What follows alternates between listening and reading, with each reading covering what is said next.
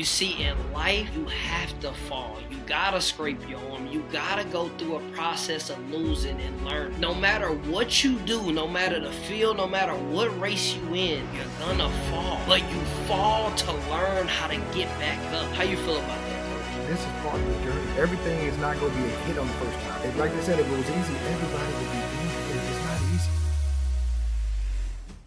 Hold your applause, I ain't done yet.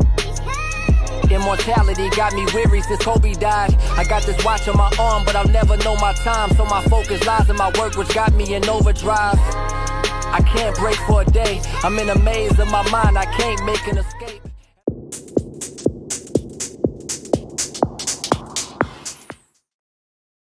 We back with another episode of Decoding Two Sides of the System. Man, y'all, first off, I want to say thank you so much to the growth of the channel. We've been having so many new people, and I always call it family, new family members joining the community. Please continue to keep subscribing and like and comment and all that. I appreciate just all the new growth. Now, I'm here with a person that found this page, and man, as soon as I seen this page, I was truly inspired.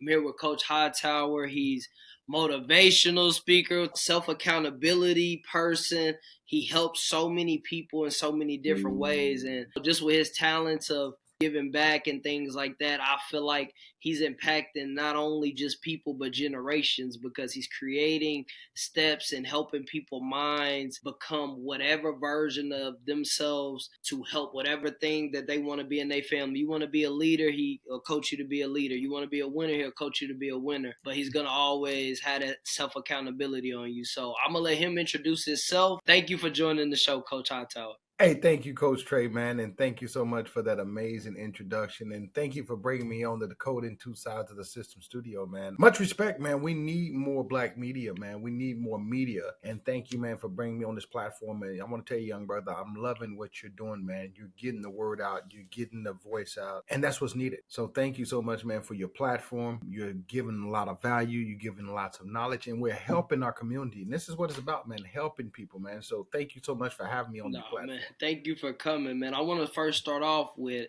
self-growth and the mental mindset of self-growth.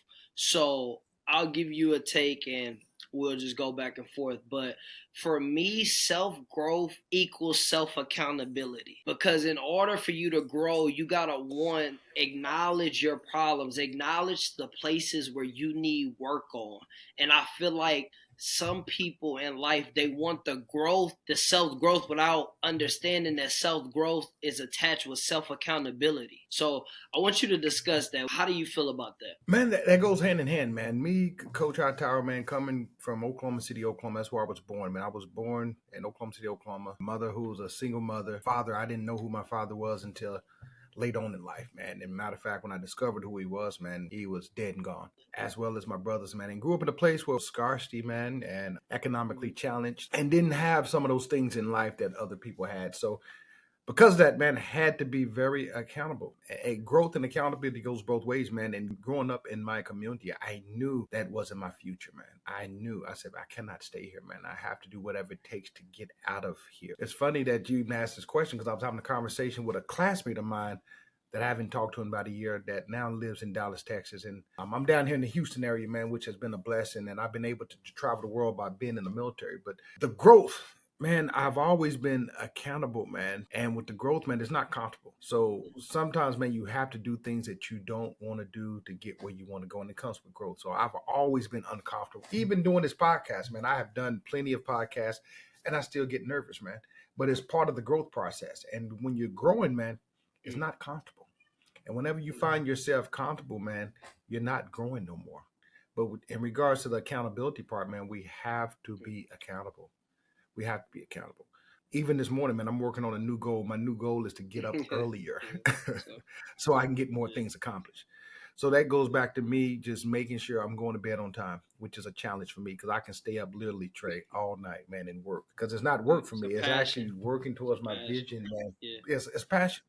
So as accountability, as well as, man, just part of the growth process. But, my wife and I, we've been able to she's been getting up with me as well. So that's a part of the growth process, man. You have to keep growing. And if you don't stop growing, man, you really stop living. Yeah, for sure. I always say, as far as growth, it's like ceilings. You think that you're grown and you think that you know a whole bunch of things, and that means that you're comfortable. When you're uncomfortable, that's when you experience the most growth. It's just like taking losses.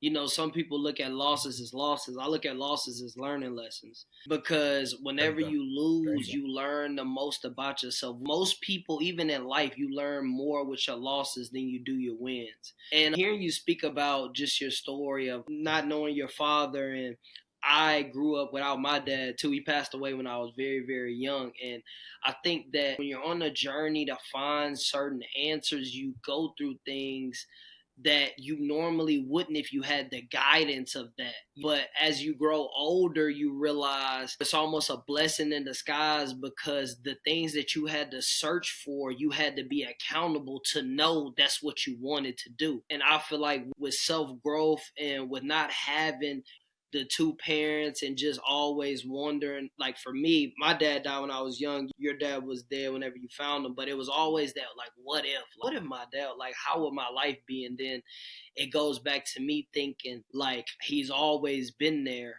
so he's just been guiding me. So it's always a thing that I look at in my life when it comes to self growth. Like, I wanted to know more about myself as a man, and I discovered it by myself as a man. I had a couple good role models, but it's some answers that I needed to answer for myself. So with that being said, man, one of my favorite quotes by Malcolm X, man, is as he stated, "Your struggles are not your identity; they're your Mm, training ground. Rise above." And some of our challenges, man, we have to take them for what they are. They're learning lessons. I like what you stated. They're learning lessons, man. We have to rise above them, and we have to keep moving. And I would say, part of the journey being a man, man, you're constantly learning. This is a journey, man, and sometimes you have to embrace it. If you don't embrace it, man, it will eat yeah, your oh ass up. man, will it? It will eat you up. This is part of life's journey, man. I was talking to a buddy of mine. I'm in different groups, man, Mm, mastermind groups, support groups. And a friend of mine is thinking about taking on a particular role as a president of a college. Was just wondering, if they was actually, good enough. But it also goes back to sometime, man, we end up doing things that we don't even think that right. we was going to do. As you doing this podcast, I started the podcast 3 or 4 years ago, probably about 3 or 4 years ago. My intentions of starting that podcast trade was actually to sell Mm. CBD products. Okay, okay.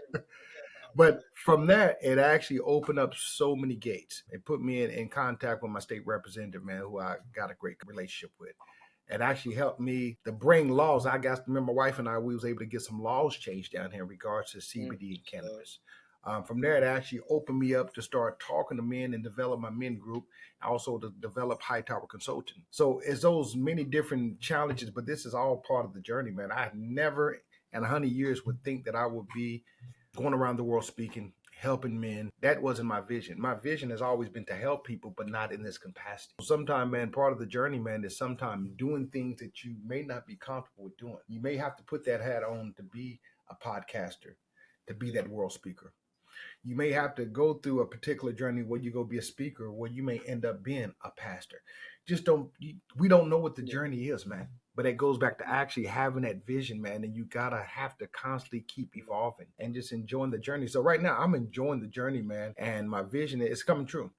I'm traveling the world. I'm making an impact with family and friends, which is my vision to make an impact, man, throughout the world, helping people in relationships, personal development, business startup. To the point now, my circle of friends, we're collaborating together. I got people doing work together in Louisiana. I got people doing work in Canada. We're all working together, and that's my ultimate goal. And we're making massive impact. So thank you, Trey, man, for once again what you're doing and bringing me on this podcast and platform. But this is part of the journey, yeah. man. And I want to talk about that as part of the journey. Your book, The Power of Detox. I want to break that down. So, with you helping so many men around the world, with you helping so many people, and we talked off camera, and you said, "Trey, this book changed my life." You reiterated that 2 to 3 times. So, tell me about your book and tell me how and why it changed your life. So this is almost like a year ago today, man, that I actually told myself I'm going to take a break from social media. The plan was actually just to pull back from social media because as an entrepreneur, man, I was using it as an excuse to stay online and stay on the computer to the point, man, that I wasn't really spending enough time with my family. So I said, I'm going to take a break. Brother Trey, when I took that break, man, I was able to get more clearer and focus on my goals and my vision. I was able to start checking things off, man. I was able to start moving faster with my vision. I wasn't getting sidetracked with TikTok, Instagram, Facebook. I was actually moving forward. I'm like, wow. So before you know it, man, 90 days later, I was at a conference, man. And this conference actually changed my life. It was in Austin, Texas. A friend of mine invited me. And once again, this goes back to sometimes people see the value that sometimes you don't see in yourself. And so he invited me to this conference, man. Went to this conference, man. And from there, that changed my life. However, it's been about a year. So people that follow me, you probably noticed I probably wasn't on social media for a while. When I fell back from social media, I said, I have to write about this, man, because I'm getting so many things accomplished. My relationship is improving with my wife. My relationship is improving with my kids. I'm getting more clear and focused on my vision. I have to tell people how this have changed my life. So I end up writing the book, Digital Detox, because I literally took a detox. And if you know anything about the human body, man, we all should be detoxifying the body. And this element, I decided to detoxify from social media and electronics, which is now becoming what you can say the devil, because it's taking so much of our attention. So much of our attention is so much focus on technology, man, and social media that sometimes, I ain't gonna say sometimes, for the majority of the time, most people cannot operate without it. If people lose their phone, man, it's maybe the end of the world for them. If they can't get on their computer, they do not know how to operate. So I ended up writing the book, Digital Detox, man, to help those get more focus on their relationship, more focus on their goals, more focus on their vision, man. And from there, it changed my life. And I've been getting many calls from people that have bought the book. And you can go to CoachHightower.com and it should be on there if you want to purchase it. Or even go on Amazon. And it's a good tool and it's a good resource just to get you focused. So, Brother Trey, since then, man, it's been actually challenging for me to now come back into this space. Because this space can be demanding. However, I would tell you people, there's tools that can help you with that. But it's actually been a blessing for me, man. I didn't realize how absorbed I was with social media and just the things that took place, constantly watching the news. I'm at the point now, my wife and I, we rarely watch TV. It may be movies that we may watch on Netflix, but me per se, I don't watch a lot of TV no more, man. The news to me, man, is propaganda, so I can see through some of the BS. And at the same time, it's nothing positive. My wife actually had pointed something out to me, and it's in regards to the digital detox. She stated, let's try to find something on TV that does not have any violence in it. And I would tell you, Trey, I didn't realize it's a challenge finding things on television that do not have violence in it. So because of that, man, we become a country that's so desensitized, man, that we look at killing as it's just second nature and everything has violence in it. So in regards to digital detox, man, it have actually opened my eyes to so many things that brightened my horizons. And I would encourage everyone, man, to do a digital detox, man. Whether it's a week, whether it's 2 weeks, pull yourself back from the matrix. And as you pull yourself back from the matrix, man, you will get more clear and more focused on things that you possibly should be working on. I love that. Hearing you talk about your book and hearing just all the things that you came across whenever you took your digital detox, it seems like it really elevated every part of your life, as far as your focus, as far as your family, as far as your marriage, and just everything else. My point to people is, with social media, find your purpose in using social media. If you're going to be somebody on the phone, you see, the thing about social media is, if you want negativity, it's easy to find. Negativity sells. What we're doing is the hard thing. We're giving out positivity. We're trying to help people in their lives and get their life together. So content that we put out may be a little harder to go and hit the streams and hit the machines and hit the algorithm like we wanted to, because negativity sells. But if you're somebody out there and you're on social media, find your purpose on that. If you love swimming, there's swimming videos that will teach you how to be the best swimmer in the world by some of the best people in the world. If you love basketball, there's basketball training, there's skill. Find your purpose in what you're using your social media for. For instance, for me, I don't follow a whole bunch of celebrities. I don't follow just like kind of like a negative pages or women or things of that. Whenever I look at my timeline is designed for positivity and travel. I see every time I look at my timeline, it's a new place across the world. It's people that travel around the world, or my timeline consists of motivation, and that's it. And that's how all my social medias is. So when I do look on social media, I'm on social media looking at my dreams and my goals. Like, oh, I want to go here, or I'm getting motivation. That's what I use my social media for, because I aligned it with my purpose. My purpose is to travel the world and speak and connect with people. So whenever I look on social media, I'm going to see places all around the world. Now, other than that, as far as some people will follow celebrities and then they get attached to their life. They see the cars, they see that. That's things that you can have, but you got to build your way to it. They're showing you the final product. And their life ain't what you think their life is. But if you align yourself to try to match that, you're not finding your purpose on social media. You're poisoning your mind. So now you're not happy with your car. You're not happy with your house, but there's a bunch of homeless people out there. There's a bunch of people that can't eat. Again, find your purpose within social media. How do you feel about that, Coach? Man, I love that you stated that, man, because it's kind of funny that you said that, because we was having a conversation with our daughter, and my wife and I, we used to do a lot of traveling. Because of COVID, we have stopped actually traveling. We don't travel as much, I should say that. So because of that, she was under the assumption, man, that we have all this income and revenue, which we're striving to make as much income and revenue as we can, but we don't have it the way we want it. So because of that, people think, we have it like that, man, but we don't have it the way we want it. However, it goes back to actually budgeting and planning and all that. But I say that because we had another conversation with our other children in Oklahoma City about the same thing.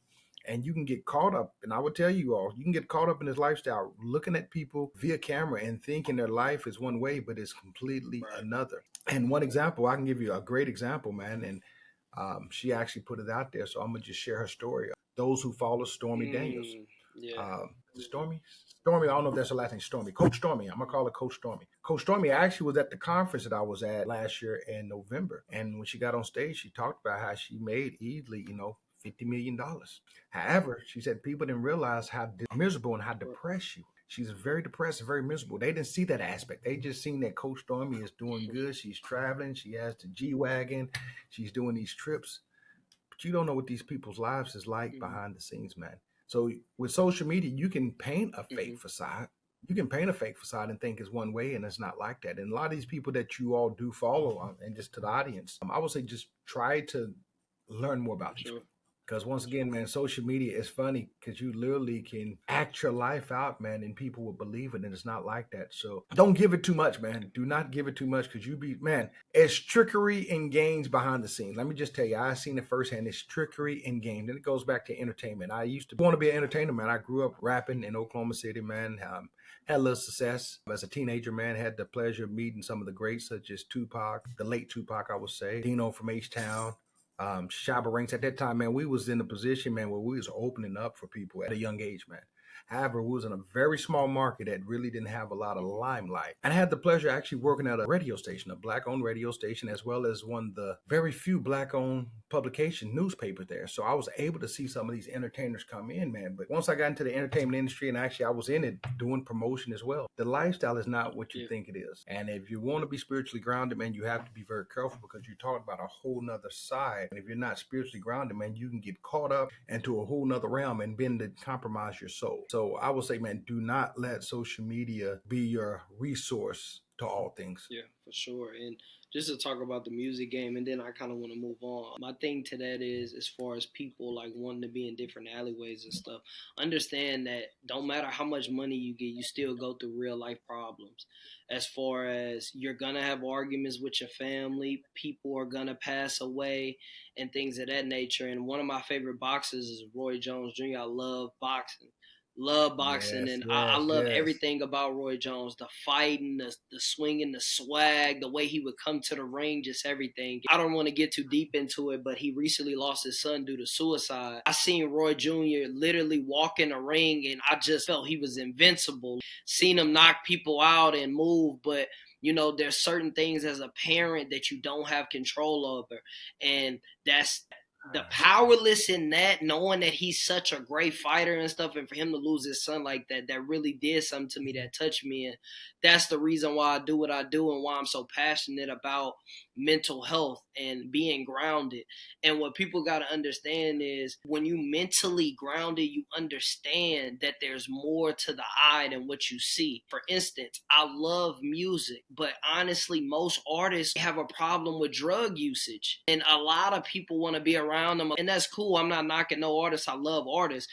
But when I'm looking at it from my view, I just want to listen to your music, honestly, because I don't want, what people don't understand is it's so cliche, but your parents will tell you all the time, show me your friends, I'll show you your future. If you around people that's indulging in bad things or not taking care of themselves or their body well, naturally you're going to fall into that boat.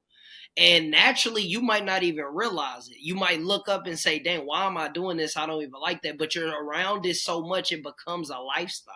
So please take the initiative like Coach Hightower is saying. And I want to move on to this. And I wrote this out. I want you to give me your perspective on it. But a lot of people feel like, or most people wait for a loss then to start wanting to experience growth. They wait till something bad happens. You got people with health problems and they'll wait until a stroke happens or it's close to a stroke or their blood pressure goes so crazy. Then, I need to start working.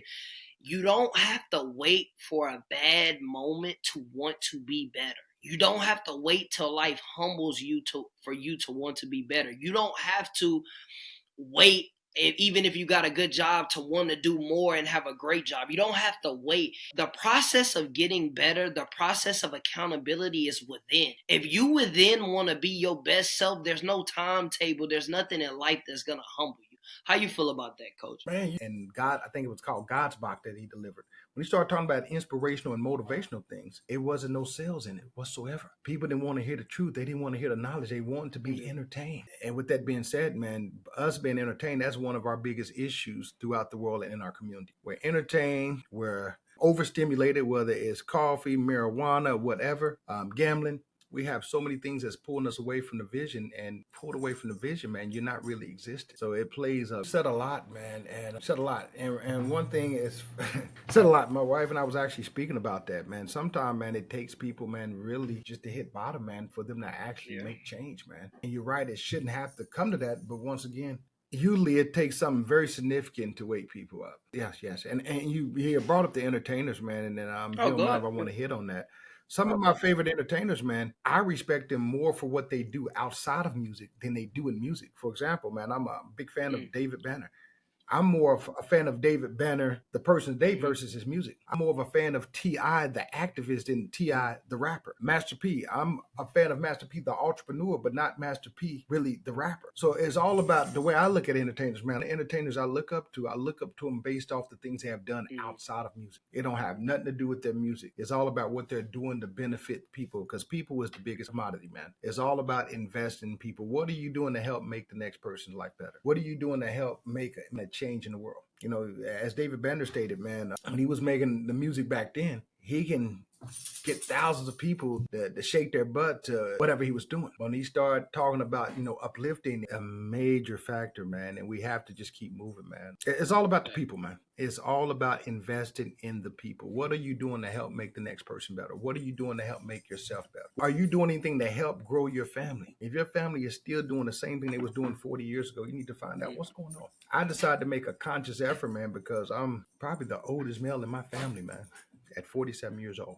At 47 years old, when I started looking at the chart and looking at my uncles and the timeline they was passing away, I noticed they was getting younger and younger, 61, 57. When you look at that, that's almost like genocide. There's something wrong. You got to ask yourself, what is wrong that all these men are leaving? What are we doing to ourselves? What are we not doing? So because of that, man, I wanted to be more responsible, more accountable, man. I realized, man, I want to outlive my uncle. I do not want to do some of the things they were doing. I shouldn't have to be the oldest male in my family to want to make change. 47 is very young, man. Very young. I'm looking to live another 40, 50 years if it's God's will. And when you start talking about spirituality, man, Noah lived to be almost 1,000 years. I think Noah was like 960 years.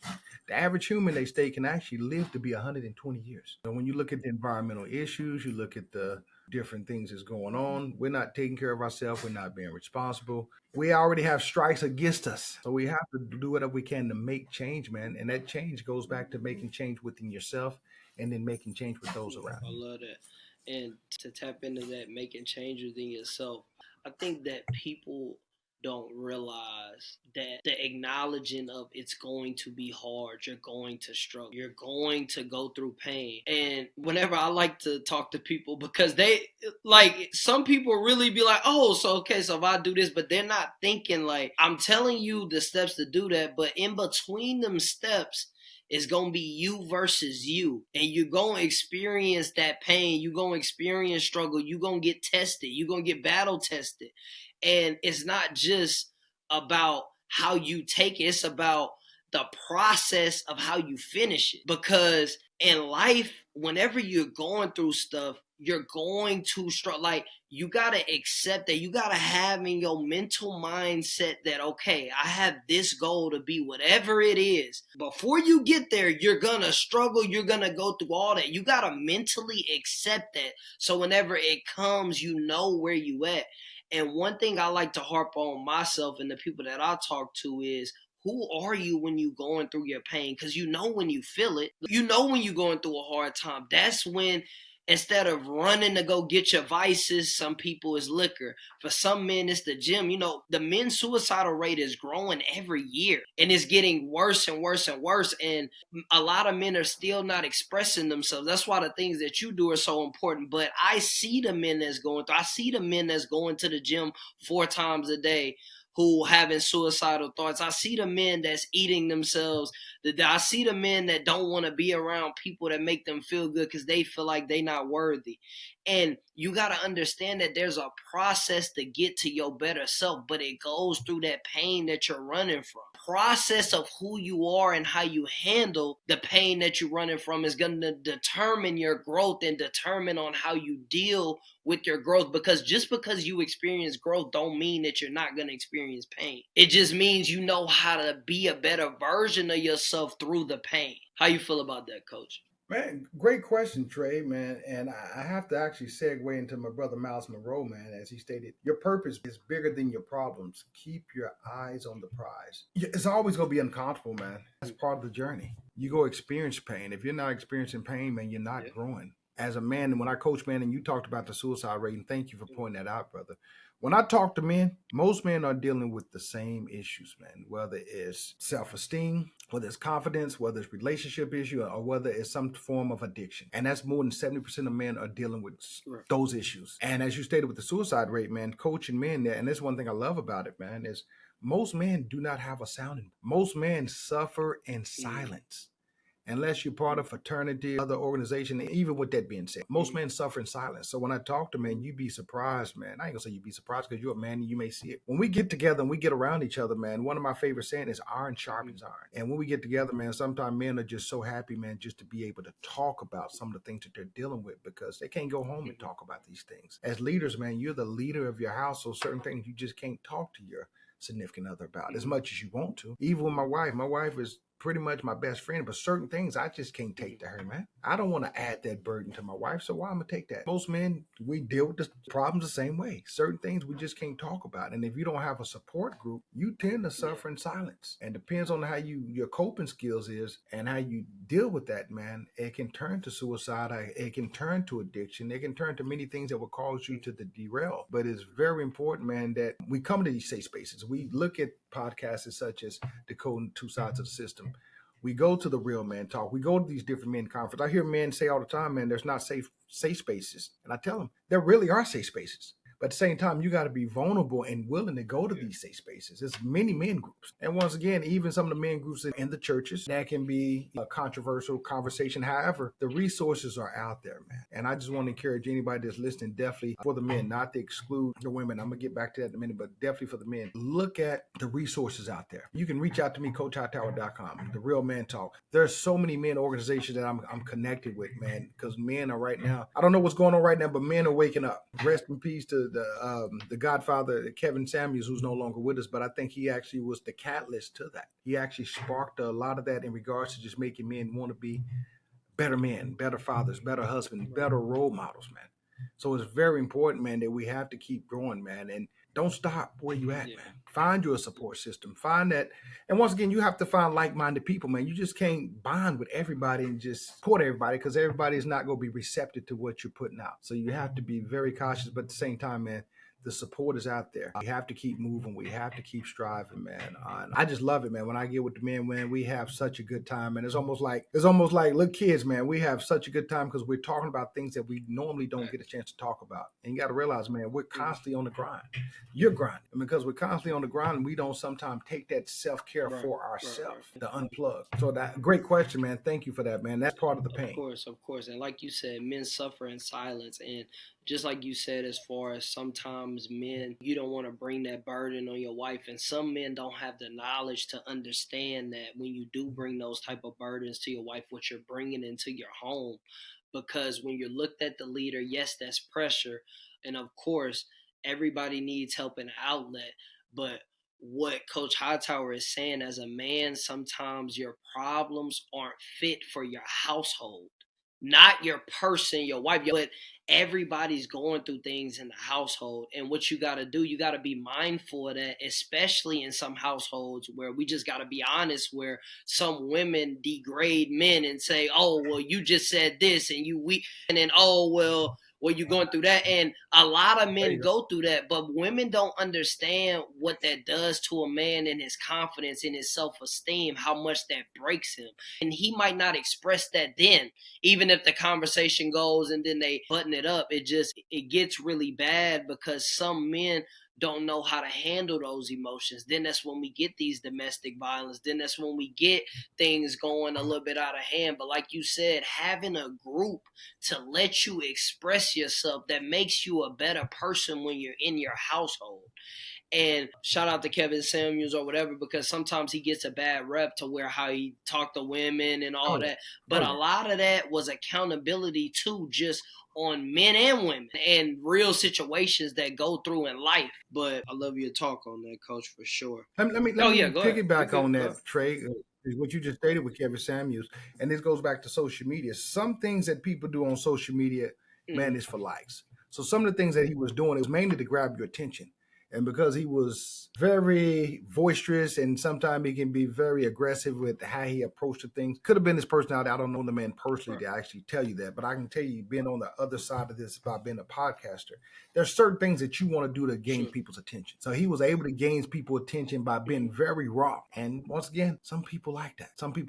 And he was able to, create his own craft and create his own lane. But one thing I respect about the brother, he was all about keeping families together. And many people miss that mark. They didn't realize what he was actually doing. Even though he was coming from another way with his aggressive talk, he was all about keeping families together and showing women, mainly I'm gonna say in our community, black women, that we have to make some changes, as well as black women and black men, if we plan on being together. And one thing in our community I realized, and you stated it very well, Trey, some men can't go to their significant others because, once again, she may not know how to deal with it. And in our community, man, we do not sometimes have the best tools when it comes to conflict resolution. And we have to learn to attain more tools and better tools, because cussing people out and fighting and walking away, that ain't solving a goddamn thing, man. So we have to develop better tools with conflict resolution. And in our community, we're not good at that, man. We're not good at that. And another thing is, too, for the people that's listening, I just want to explain something to people, and I try to give this knowledge to my nieces and my nephews and the young people that look up to me. And whenever you don't like somebody or anything, that doesn't mean you can't learn from them. I say that again. If you don't like somebody, that doesn't mean that you can't learn from them. Now, there's a bunch of people in life that I don't agree with. I don't agree with a lot of stuff that Kevin Samuels said,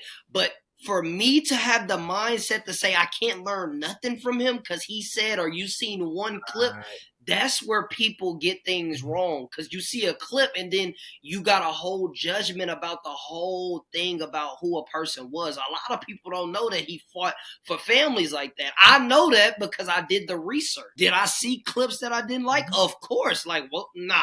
But that doesn't mean you can't learn from somebody. And I really want people to understand that there's so many things in life that people see a glimpse of in social media and then say, oh, no, I'm not doing that. I don't like this person or whatever. That person could be a multimillionaire, and that person could be struggling and making money in something that you're really talented at, but you don't even do the research because you seen one thing and now you block your blessing. So again, people, please open your mind, your mental mindset up to understand that you don't have to like somebody to learn from somebody. There's a lot of people that don't like LeBron James. You say what you want about him. I think Mike this and all that. You know, in our community how I go. Or, oh, I don't like LeBron because he left and he didn't say nothing about this topic. Hey, you know what you can learn from LeBron? If I do what I need to do and I stay consistent and I stay dedicated and I sacrifice, I can create an opportunity for my son to live out his dream. However you feel about that, oh, he don't deserve, well, I don't like that because he got money. Hey, let me tell you something. In life, so many people do the things that he's done or he did for his son. There's so many people of another color that create opportunity. Oh, he a CEO and this kid is 9 years old. Well, I'm teaching him to be a CEO. So again, for people that hate on that as a father, as a man, if you could look and give your kids what they always dream for, what they putting hours and hours in, what the world telling them that they not going to be, and you can create an opportunity for you doing what you need to do, and you hate on this man, again, yeah. But Trey, you got to ask yourself, and you bring up a good point, man, because I hear that all the time. I hear people say that I don't like such and such. I'm like, do you know that person? Do you really have a personal relationship with them? You just know them from what you see on the media. Okay, you don't really know them. So we really, man, and that goes back to entertainment, man. We're so entertained and we're so engulfed in other people's lives. And I like what you stated earlier. What can you learn from that person? Besides what you don't like, what can you learn from? Doing my podcast had actually opened up so many doors for me, man. And I may get back to it. I haven't did it in over a year when I took that digital detox, but end up building some great relationships, man. And a friend of mine was telling me, and that's before I even met him, that he was watching my podcast during the time he was going through COVID, and it was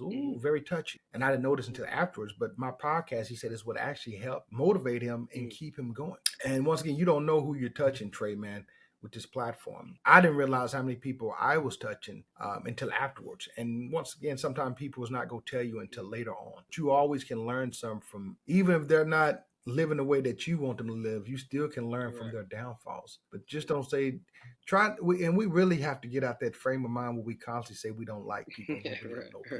You brought up a good point, Trey. My wife and I had witnessed that, man. It was two women that really couldn't get along. They didn't want to be in the same room. However, it was one of them issues where they didn't know how to deal with their emotions. And it goes back to the conflict resolution tools, man. And afterwards, they was in a room together for about an hour and realized that, they can be in a room together. You don't have to like the person, but you still can respect the person, still have an amicable conversation. You don't really have to have a conversation you don't want to, but it's more of a respect thing. So we have to learn to build these healthy habits and healthy tools, man. Everything don't have to be chaotic. Everything don't have to be violent. Don't have to be toxic. It can be very mutual, You'd be surprised how many people, I ain't gonna say people I don't like, so it's not very few people, and I don't have that issue. But I still can have an amicable conversation and move on. But man, be careful who you counsel out, man. Some people are meant to be counseled out, but at the same time, sometimes we easily counsel people out, man, and you don't realize the blessing you could be missing out. Get to know that person. Find out why that person's the way they are. Get to know more about them. And even with Kevin Samuels, man, I hear the women say it all the time. He didn't say nothing about the men, but if you go back and research the guy,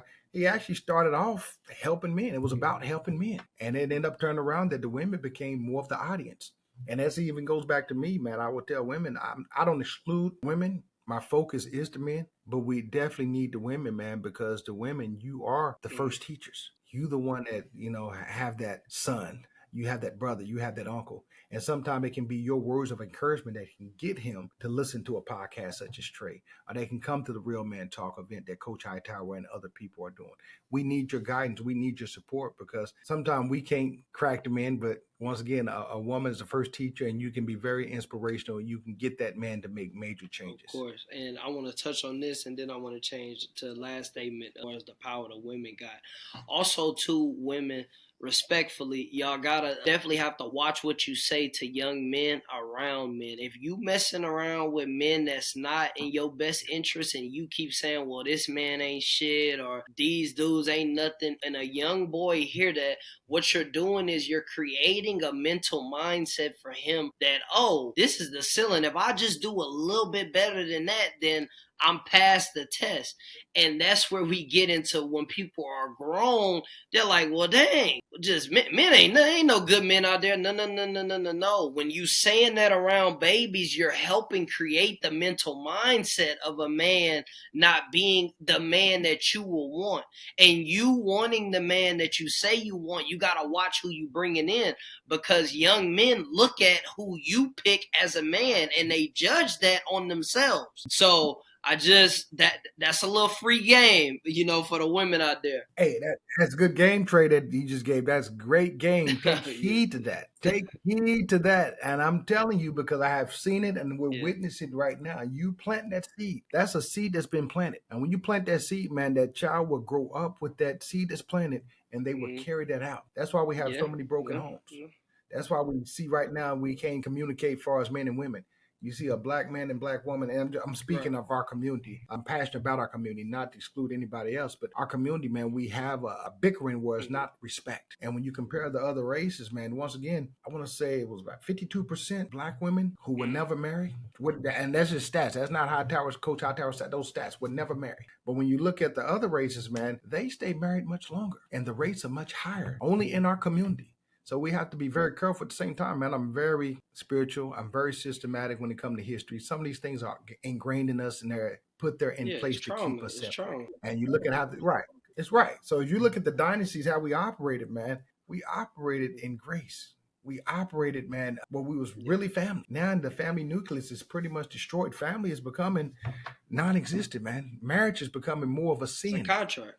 That's what it's becoming. It's becoming a contract. Yes. Okay, well, before I even marry you, I need this, and this. Well, if we do this, if you do that, that's what it's becoming more of, I think. And I'm not married, y'all, so I don't want to get too much of that. But yeah, for me on the outside looking in, that's what I see. It's your boy King Trey here with that Decoding Two Sides of the System. Listen, if you are going through any mental health problems, if you are struggling with any mental health issues, just know that you matter, and it matters. Don't matter whatever the problem is. And I would like to be the person to help you. If you're going through any mental health problems, I want you to go on any one of my posts on my page, any social media, and comment "Be Different." Whenever you comment "Be Different," I will DM you and we can set up a one-on-one meet for me to help you become whatever version of yourself you deem to fit. If you want to be the best version of yourself, if you want to continue to be great, if you want to take accountability, please contact me and I will help you on your journey to be whatever version you want to be. Be different. I want to transition and I want to talk about finding your purpose, finding your why, the importance. Now, I literally was just having this conversation with my friend the other day, and we're talking about finding his purpose. And I said, you keep talking about your job and you saying you're passionate about it, but it doesn't pay you what you want. I don't feel like that's your passion. And he said, Trey, what are you talking about? I said, listen, when you on your purpose, whenever I first started my podcast, I didn't get paid for this. I didn't get paid. I still don't really get a lot of residual for this. I invested my own money into my dream, into me doing what I need to do because I know my purpose. This is what I love to do, my purpose. A purpose is doing something without looking at the end goal. Whether I get paid or not, this is what I love and I want to do. That's my purpose that me and God talked and he said, this is what you should be doing. I'm very faith oriented, so I know my purpose. I know how I feel whenever somebody come to me with a mental health problem and I'm able to help them become a better version of themselves, not only for themselves, but for their family. That's a feeling that I can't even explain. It's just, you gotta understand. If you on your purpose, you'll understand what I'm talking about. If you're not on your purpose, then you're gonna say that I'm just talking. Yes, money is important. Yes, money is important for you to do the things that you need to do, but it's also finding your purpose within that to get the money that you want. So what I mean by that is, if you're purpose driven, you're gonna do the hard things at the hardest moments. You're gonna go through those struggles. You're gonna learn. You're gonna read. You're gonna educate yourself to be the best version of yourself to be the best you for your purpose. Now, if you're just money driven, it's gonna go on what they paying you. If it's your boss, the people around, oh, I don't like this, and you're not gonna feel how you feel whenever you go home. You're gonna be strong. Oh, I gotta go to this job or whatever. I love getting up. I love connecting with new people. I love having these type of conversations. Why? Because it builds to my purpose. So I want you to discuss how you feel about that, Coach, and how do you feel about men finding their purpose? Good question, Trey. I'm a big fan of Malcolm X. Me as and, well. One of my idols. One of my You're idols. right. Well, Okay, same here. And another reason behind that, man, Malcolm X was murdered on the same day I was born. So it's funny how the world works, man. And one of the things that Malcolm X stated, man, he said, don't have a vision, have a plan. A vision without action is just a daydream. And I knew at a young age, man, that I was going to be impacting people in the world. I didn't know how. And that's part of the issue, man. Sometimes we don't know how. So along that journey, man, it's just taking that journey, man. I got into the entertainment industry. I got into the healthcare industry. I got into promotions. I came to start being an entrepreneur. It's just many things. So finding your purpose, man, it's a journey, man. But deep down inside, everybody know deep down inside, what are they called to do? Now, you may not know how to go about doing it or what it may look like, but deep down inside, instinctively, everyone knows to a certain degree what that gift is. Now, sometimes that gift, it may be like this stone. It may just not be polished. So it goes back to what Brother Trey said. You may have to do some studying. You may have to do some reading. You may have to do some education. You may have to get around some different people. And the more you start nurturing that vision, man, it will come together. But this is part of the journey, man. Everybody's not like Michael Jackson and Usher, where they just know at 9 and 10 years old that I'm going to be an entertainer. Everybody don't have that. But everybody has an indication of what their gift is and what they're good at and what they possibly can give to the world. Now, it may sound corny to you, because you may, I don't sound right, man. I don't know how I'm going to go do that. I don't know how they go receive that. That's part of the journey, man. You have to go through the journey. You have to figure that out. And to be honest and transparent with you, I didn't find out what my purpose was till about 10 years ago. However, I've been on this journey throughout the time. I worked in healthcare. My gift has been to help people and help people become better. So healthcare played a major factor with that. Did that for more than 20 years in the United States military, man. Was an EMT more than 15 years. So patient care, man, worked in various level 2 emergency rooms, which is completely different than what I'm doing today. But it's always been in some form of serving people, helping people. Which helped me today, man, helped me develop empathy, sympathy, helped me to understand more about medicine, more about people, or more about emotions. So many things that came with that, man, as well as understanding about CDC, medicine, and bringing me to where I'm at today, man. I can now help men and help families in a completely different way. And things are in business in nature. And 3 things I help people with as relationships, personal development, and business startup, because everything is business in nature. And it's not about money. It's still business. And sometimes I think we look at business just as money. Business is structure. It's organization, man. It's moving forward, man. It's so many things that come with that. Part of that, man, it's a journey. I mean, it's a journey, Trey. You had mentioned something about world traveler, man, and I researched my ancestry, and my dad passed away. And that's a whole nother conversation how I even found my dad, but I actually found my dad through Ancestry.com. And from there, man, discover all of my family. I got family in Louisiana, Oklahoma, across the country, and went to my very first family reunion, which is on my dad's side in Oklahoma, and met my family, man, and so many educators. And once again, it goes back to knowing who you are. By me understanding my family, I actually know more about myself. And I took it a step further. Trey. I don't know if I shared this with you, brother, but actually my mom has always been in tune with her African ancestry. Always in tune. So I ended up taking an African ancestry DNA test. Come to find out, man, my lineage goes back to Sierra Leone. And at that time, it was very funny because I did 2 tests.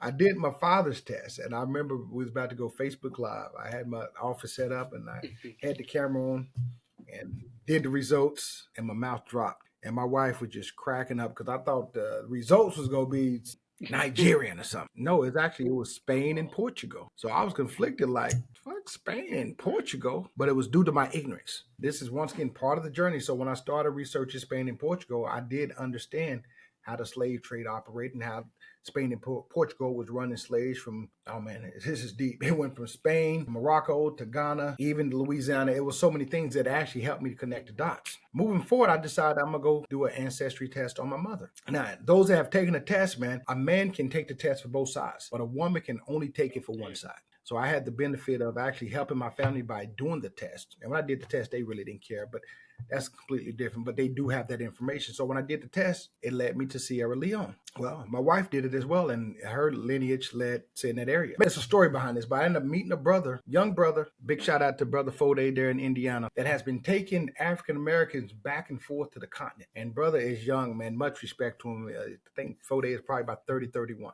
But he's been taking Americans back and forth, connecting the lineage. So my wife and I, we went over there in 2021, I want to say. 2021, yes, because 2024, we've been married 3 years. Went over there. Trey, experiencing itself, brother. Went over there, man. The red carpet was laid out for us. It was a journey. Let me tell you about the journey. Got there, man. We got there probably 1 o'clock in the morning. Got people out there waiting for us. It's not like here in America, man, where you can get a cab or you can get an Uber. No. They had a particular bus, man, that didn't have no AC. They threw all the goddamn luggage on there, put about 20 of us in there, and we drove, man, with no lights. No lights. The lights they had was Christmas lights inside of the thing, man. We drove for about 3 hours. You're talking about a scary sight. And you talking about using the bathroom, we had to pull over to the side of the road to use the bathroom. It wasn't no regular bathroom behind that building and did what you had to do. So make a long story short, I know I'm making this story long, but I just want to share this with the audience, how all this connects. Went over there and met the family, man. And these families over there, they keep records of everybody that's already came to America. So they know who's over here. Okay, that's a whole nother conversation. But I had the pleasure, man, of meeting the president there. My wife had Secret Service that was with her. As we was coming in the hotels, man, the people was cheering because they had us on CNN all week. Had no idea that CNN was going to be there. Ended up meeting the founder of African Ancestry, Dr. Gina Page. And it was more of an economic development. But I say that to say this. Once you understand who you are, and I remember hearing this from Brother Dick Gregory, rest in peace, Dick Gregory. Once you know who you are, all this other stuff, man, it does not matter. It does not matter. So because of that, man, I know who I am. I know what I possess. I know who I am. I know what I possess. And I know what my family possess. And some of them don't realize what they possess. Right. When you have that gift and when you know God and when you know who you are, things become much easier. Most of us here in America that's African Americans, we don't have no self-identity. So therefore, we're trying to create our own identity. We're looking what's on TV. We're trying to do this and do that. And that's not even us. So I know who I am, man, because I know who I am.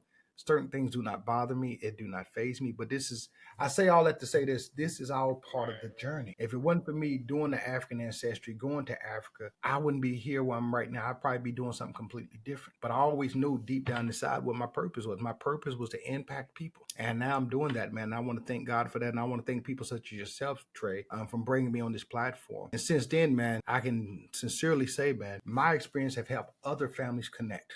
I had a good friend of mine that I met down there in Honduras in Dr. Sabi's village. Rest in peace, Dr. Sabi. This is part of the journey. I went down there learning about the herbs. And to those that don't know, man, I actually almost died. I had cancer, thyroid cancer, man. And I never forget, before going to the operating room, I had an epiphany. I had this epiphany. I was going to die. And anesthesia, he like, how you feeling? I said, today may be the day that I may be leaving this earth. Why would you say that? That's just the epiphany I had. Probably an hour into the surgery, man. I coded on the table. I remember coming back. I woke up. There was probably about 50 people around me touching me, and they said they had to do CPR on me. It was asking me, was my ribs cracked? I'm like, no, I'm good. What's going on? I'm just hearing cold blue. And there's doctors and nurses. I'm like, what the hell is going on? God wasn't ready for me to go. He wasn't ready for me to go. So he kept me around a little longer, and he still keep me around. But anyway, since then, man, I've been cancer-free for the last 13 years. That is great. That is great. Congratulations, man. So, congratulations, for sure. Thank you, brother. So I say all that to say this. All that is part of the journey, man. I have so many stories I can tell you and so many experiences, but this is part of the journey in finding your purpose. So you have to keep moving. You have to keep striving, man. Do not give up. Don't matter what age you are, man. I'm meeting men that's 60, 70 years old that's trying to find their purpose. There's nothing wrong with that. Got to realize as men, we're providers. So as we're providers, sometimes we put our dreams on hold just so we can provide for the family. We don't have time to think about our purpose. So I just want to encourage you listening. I'm sorry, man. I didn't mean to take over.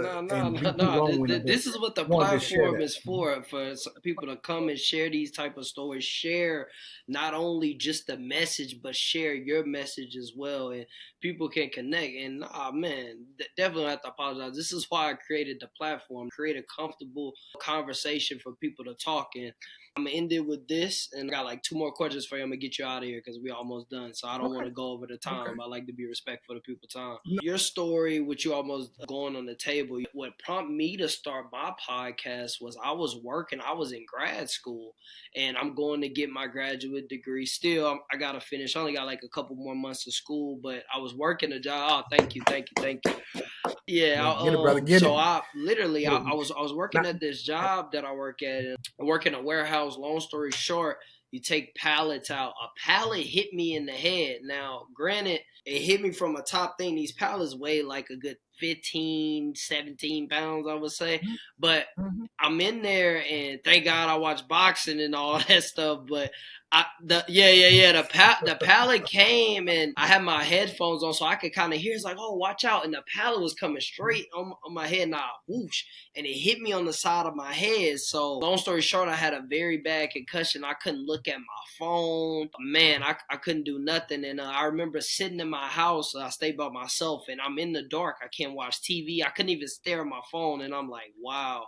And I went to the doctor, and the doctor said, if the pallet would have hit you in the front of your head, you might have died. And I started contemplating my life. Like, am I doing my purpose? Am I giving, like, yes, I'm in school, but I'm working for other people, and I got to go do 2 more years of just, creating. And I'm like, man, you know what? I'm about to just go for it. Like, I don't know when I'm going to be. I don't know. Something else like that could happen. And fast forward, we're here now. That's what started me on my journey. And I want to tell people, Kevin Gates had this quote. He says, when a man meets his mission, him and his mission become one. And whenever I met my mission and my life of helping people and pouring into mental health and giving people knowledge and helping them with problems, I done helped people that's in my family that talked about suicidal at a point and say that I was the one that didn't, that I made them not do that, and I gave them a different perspective. And that type of thing, whenever you find that mission and your purpose, that is what's going to give you your fire to get up and do the things that you don't want to do,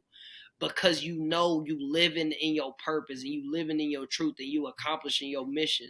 So just like you have a story, everybody has a story of something that they had to overcome. So if you're out there and you're trying to overcome something, you're in your story. Stay patient, stay the course, keep God first, and you'll get to your mission eventually. It's just part of your story. Yes. And much respect to you, brother. Thank you for sharing that. And congratulations. Get that graduate degree, because only 9% of Black men attain a master's degree. So that's very honorable, man, but to do that and keep striving. So keep doing that, man. And much respect to you, brother. Also, I want to say in regards to what you stated with the mental health, as Harriet Tubman stated, man, she would have freed many more slaves if they knew they were slaves, and they didn't know that. So I want to say that because therapy has evolved so much. You can find therapists that look just like you. You can find therapists that specialize in the traumas that you're looking at. And in our community, man, it's now becoming more, I guess you can say, presentable that many of us are willing to go to therapy. I've been in therapy for the longest, man. And you got to realize some of the things that have been plagued by us, man, we need therapy. We don't realize what slavery plays a major factor with that, okay? On top of slavery, on top of the systematic issues, we are sick in so many ways and don't even realize it. So I would encourage you all, man, get you a therapist. Okay, all right. So I love movies. I love movies, right? I love movies, and I love moments in movies when an actor or a person is writing a script and they write something in there for a message. And one of my favorite Batman movies is whenever he's in the dungeon and he can't get out because he forgets who he is. And one of the movies, I can't remember which one, but he said, "Why do we fall, Bruce? Because we got to learn how to get back up." You see, in life, you have to fall. You got to scrape your arm. You got to go through a process of losing and learning. No matter what you do, no matter the field, no matter what race you in, you're gonna fall. But you fall to learn how to get back up. How you feel about that, Coach? This is part of the journey, Trey. This is part of the journey, man. Man, when you look at some of the greatest, man, for example, the Colonel for KFC, that dude had this amazing recipe that didn't come to fruition until he was in his 60s. He was going to different restaurants trying to get people to buy the recipe, couldn't do it. Willy Wonka, the Chocolate Factory, same thing, man. When you look at this is part of the lesson. Not even interrupt. Denzel said this in the speech. Thomas Edison conducted over 10,000 experiments, failed experiments. The only one that hit was the light bulb, and that's the only one we remember. But go ahead. Damn, that hit to you. Man, so no, you good, brother. But this is part of the lesson, man. Even when they was creating Viagra trying to come up with a blood pressure medication to realize that it had a whole completely different effect. Now that's a $1 billion industry. And it's off one blue pill, okay? Michael Jordan probably has missed more shots than anybody. But look at all the shots that he's taken. Those are failures, man. But we look at failures as a negative. It's not a negative. It's a lesson, man. Steve Jobs. Man, when you look at some of the greatest, look at the failures, man. When I tell you, if you knew half the stuff that I have done and failed with. Man, what? Y'all have no clue. I just told my friend the other day they were like praising me for my podcast growth, but they don't understand how many failures and what I had to go through of learning just everything, of getting better, learning how to get guests, like investing into myself, not just asking for favors. I don't ask for favors. I want you to see and want to come on the pod. I don't want to go. Yeah, nah, you.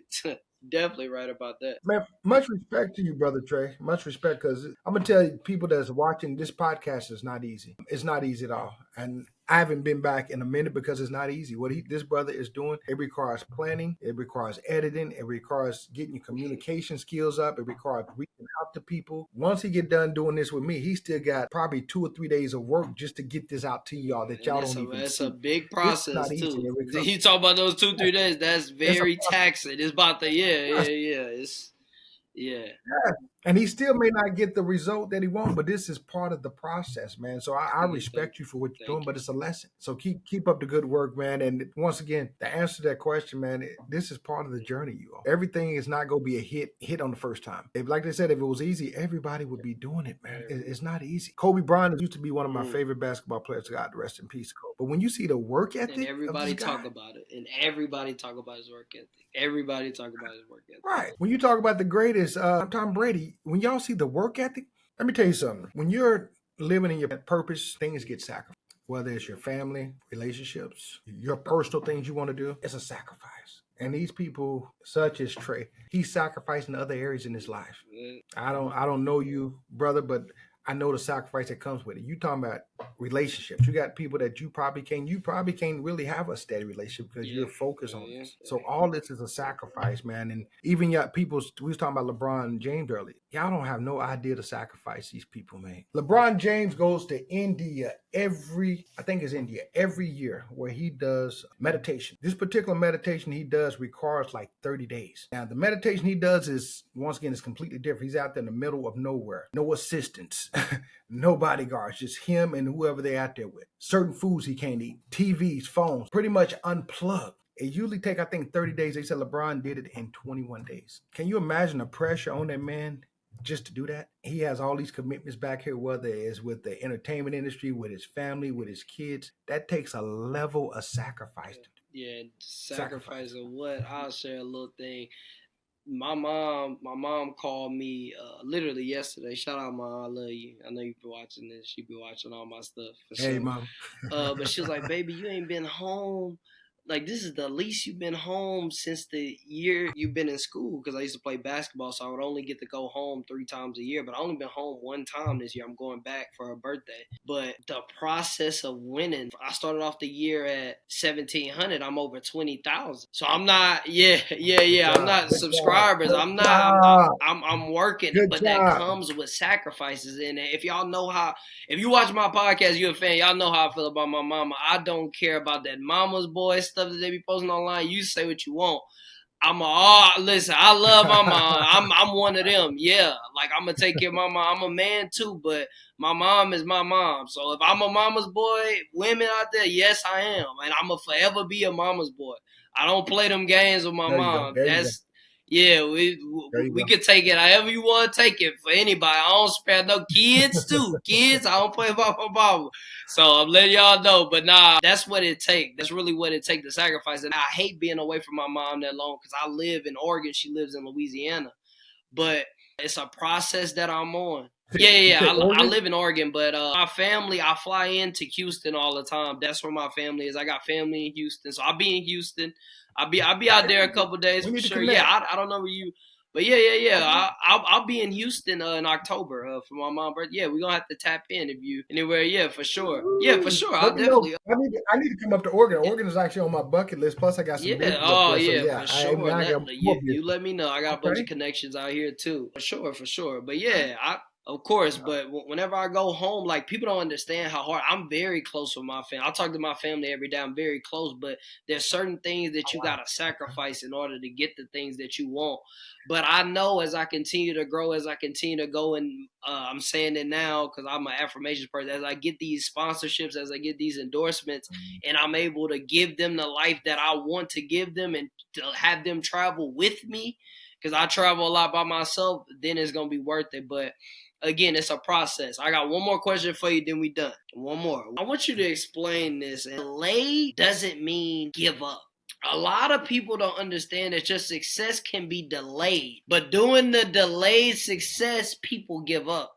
And I really want to be a testament to that because I posted, y'all can go back and look at this. This is all documented. You go to in my Instagram, King Trey _Tom. You can go look. If you scroll all the way back, you'll see videos that I got 0 likes on, 0 comments, all that. I knew in my mental mindset that my success was delayed. That doesn't mean give up. That means keep working because it's going to come in abundance. I said this on my podcast, the one that before it went viral, before I started getting all these subscribers, I said this year I'm claiming that I'm going to be able to reap the rewards of everything that I put out. What people don't understand is if you're at the bottom right now, you're putting out stuff, that doesn't mean that you're not successful.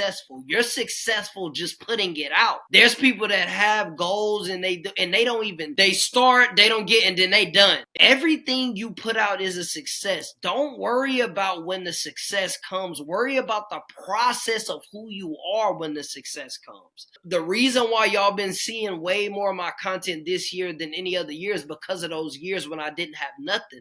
Because it taught me how to build. It taught me how to get more connected with people. It taught me how to, just how me and him connected. I'm not too afraid to say it, but people be trying to act too big. I contacted him. I DM'd him and said, listen, I would love to. I sent him a message. Most people won't even do that because you feel you too strong or you feel or you got this. Hey, it's not about that. And people who say, oh, well, dang, that's crazy. You all on this man page. Yes, I am. I'm a fan of this man. I don't have no problem saying that because I'm a real person. Most people want to be too cool to reach out and too cool to be honest with other people that inspire you or people that motivate you. I'm real enough to say, you know what? I'm going to DM this person. Even if he never DM me back, hey, just like I said on the message, I'm still a fan regardless. If I'm lying, if people would be thinking that I'll just be talking, you can ask him. I put at the end of the message, I'm still going to be a fan. People, you got to get out of your own way and understand that success can be delayed, but don't be following these people that be acting like they too cool. Some people too, I ain't DMing this person. They should be able to look, let me go like 9 pictures. Nah, appreciate the work that somebody else is putting in and send them a message. If they don't message you back, it's cool. I message a bunch of people. If they don't message me, I don't take it personal. It's cool. You gonna see, I'm gonna continue to elevate. You gonna read like, dang, I should have replied back. How you feel about that quote? That your success is delayed, that doesn't mean give up. And I'll piggyback on that quote with something that Harriet Tubman stated. She said, your life has meaning beyond what you can see right now. Trust the journey. And let me tell you something, man. Thank you, first of all, for reaching out to me, brother. Thank you for coming on. You're definitely walking. You for sure. Let me share this with you, man. You're definitely walking in your purpose. And let me share this with you and everybody that's listening. When you start to walk in your purpose, God starts to put people in your path. What Trey don't know is what he was doing, I was doing the same thing. I was reaching out because I'm needing 10 experts. I'm putting on a masterclass October 3rd through the 5th on building powerful relationships. So what he was doing, I was doing the exact same thing. And some of these people, man, I was kind of intimidated about reaching out to them because once again, you know, they have a major platform. And it's crazy because I reached out to about 10 of them. And the one that actually responded back was the least person I thought that would respond back. And they responded back. However, there's been some change in the schedule, but I believe that God is still going to make it work. But when you're walking in your purpose, man, things just start to line up. I can't really explain it to you, man, but it lines up. I have people across the world, man, that I'm working with. And a year ago, I never would imagine that I'd be talking to some of these people. And as Brother Trey stated, you have to get out your own way. I'm always doing things that's uncomfortable. I did something last night, man, that I was very uncomfortable with. And my mindset coach and personal development coach actually had me look at something completely different. And once again, you all, even though I'm a coach, I still got coaches in other areas that's still helping me. This is part of the development process, man. Many people don't know Oprah Winfrey have more than probably 15 different coaches. Steve Harvey, he probably have about 10 different coaches. The learning don't stop, man. You have to get out your way. So when my coach told me, not so much what he told me, but he just had me to look at it from a different standpoint that changed my mindset. And when I did that, man, let me tell you something. I worked the program and I really didn't want to do it. But when he changed my mindset, the way of looking at it, let me tell you something. In 90 minutes, Brother Trey, I was able to 20x my investment in 90 minutes. So you all do the math. I'm not going to tell you how much I invested, but I was able to 20x in 90 minutes. But also it made me look at myself, man, okay, you're not really looking at all the value that you really have. And sometimes we don't look at the value that we have in ourselves. So you have to get out your way. You have to get out your own head. What's for you is for you. What's for Trey is for Trey. I can't do what Trey can do. Trey has a completely different gift. I still can do a podcast, but I probably can't do it the way Trey. Everybody has a unique, almost like your DNA thumbprint. Everybody has a unique superpower, a unique skill set, man. So don't compare yourself to everybody, man. Get out your own way. You are you. God put you on this earth for a specific reason. You can have 100 different Beyoncés, but each and every one of them Beyoncés going to be completely different in one shape, form, or fashion. You can look at the NBA, man. Everybody can dunk. Everybody can do layups, and everybody can shoot three-pointers. But what makes Steph Curry so different than the other three-pointers? What makes Michael Jordan so different than Vince Carter, than Dominique Wilkins? Everybody has a unique skill, so you have to look at that. But get out your way, Trey. What you stated, Trey, get out your way, man, and just keep polishing. If it don't look right, forget it. Do it again. It may take about 100 times before you get it right, man, but this is part of the journey. It's not easy, man. I'm telling you, it's not easy. It's not easy. Yeah, I still got challenges in certain areas, but this is part of the journey, man. Everything is not going to be perfect, but you got to just keep moving. You got to keep striving. You got to keep your eyes on that prize, man. Even with the eagle, man. I was listening to my brother Miles Monroe talking about the eagle, man. Do you know that the eagle, man, can see things as vivid as 5 miles away? That he can spot a rat or a raccoon or even a mouse 5 miles away? That's being focused on your vision, man. When you're focused, man, it's completely different, man. If I can give you any advice, man, and if Trey can give you any advice, get out your way and do what you got to do, man. You have to believe in you. If you don't believe in you, who's going to believe in you? This is the last one. So this is a segment, I call it Decoding the Real. This is where I just give my guests a real moment and I tell them just how much they impact me and just how much, just giving them their flowers. But I want to say, just being real, man, I want to thank you for coming on my platform. Me seeing your page, seeing your message, and seeing the things that you're doing for men, that is something that ironically this year I've kind of created, but just a whole community of people that if you're going through any mental health thing that they can contact me. And I'm just getting started doing this, but watching and looking at everything that you got, everything you got setting up, how you creating these things. And like I told you, I'll definitely be attending these up and coming conferences when I have time. Can't do this one because I have a pod, but I just want to say thank you so much for the work. Thank you for the pain that you went through for you to keep going. Thank you for the nights that you didn't want to get up and do things. Thank you for whatever growth you had to go through in your marriage for you to be the best version of yourself. Thank you for taking your detox. Just thank you for doing your purpose and your passion because that's inspiring me. So again, I thank you so much for coming on my platform, Coach. I appreciate you. Man, thank you so much, man. I greatly appreciate you. And I want to encourage you, man, keep doing what you're doing, man. I'm seeing big things in your future and I'm looking for us to do some collaboration in the future. And for your guests, to those who's watching, I would like to do a call to action, man. I'm actually doing something free for men. August 24th, 7 o'clock a.m. Central Standard Time is going to be on Zoom. I'm going to put the link in. And Brother Trey can share it with you. But we're going to be talking about with dealing with emotions. This goes back to helping build those positive relationships. 7 o'clock in the morning Central Standard Time is early, but it's for a reason. And for those who need it, I would challenge you, please be there. This is an investment. This goes back to what Trey said, get out your way. This is an investment. And last but not least, man, we have to invest in ourselves. Stop looking at the money. Let me tell you something, man. I probably spent last year probably more than $15,000 on self-development. And this year is probably double.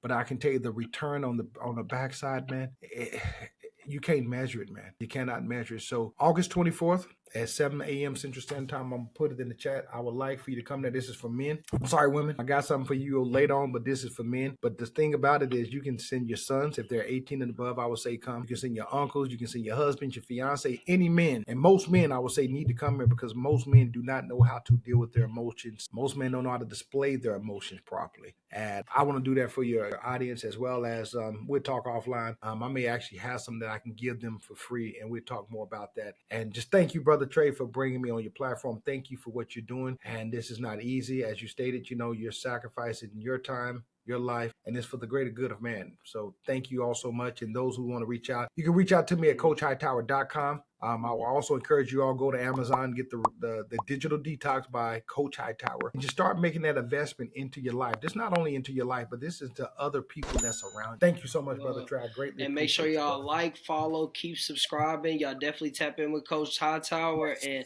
this is another episode. Y'all already know the motto, man. Be different. Hold your applause, I ain't done yet.